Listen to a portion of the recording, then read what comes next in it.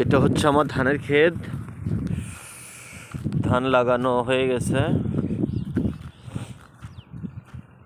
এটা হচ্ছে ব্লকের ধান। মাঠে টুকটাক জমি লাগানো শুরু হয়েছে। দেখেন কৃষকেরা এই ঠান্ডার ভিতরে সব কৃষকেরা কাজ করতেছে। কোনো জমিতে পানি দিয়ে পাকিয়ে রেখেছে, পাটুলার দোষ চষতেছে। এখানে এক কৃষকেরা তাদের সরিষা তুলে এখন বাড়ি নিয়ে যাওয়ার জন্য প্রস্তুতি নিচ্ছে। হচ্ছে অবস্থা, প্রচণ্ড ঠান্ডা। এর ভিতরে আসলে মানুষ, কৃষকরা তারা তাদের পেটের দায়ে, জীবিকা নির্বাহের দায়ে তারা কষ্ট করে যাচ্ছে। এটা হচ্ছে বাংলার কৃষকদের বাস্তবতা।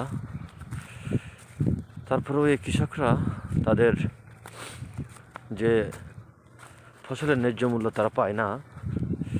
জনাব তারেক রহমান, আপনারা জানেন,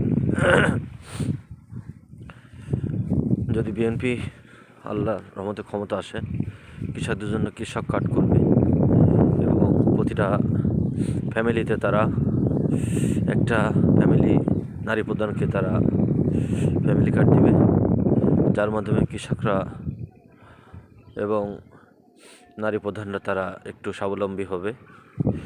কৃষকরা কৃষক কার্ডের মাধ্যমে তারা তাদের কৃষি উপকরণ, কৃষি লোন, কৃষি ভর্তুকি, কৃষি ব্যাংক থেকে কৃষি লোন সহ বিভিন্ন রকম তারা যত ফ্যাসিলিটি আছে, এক কথায় সব ধরনের ফ্যাসিলিটি তারা এই কৃষকরা কৃষি কার্ডের মাধ্যমে পাবে।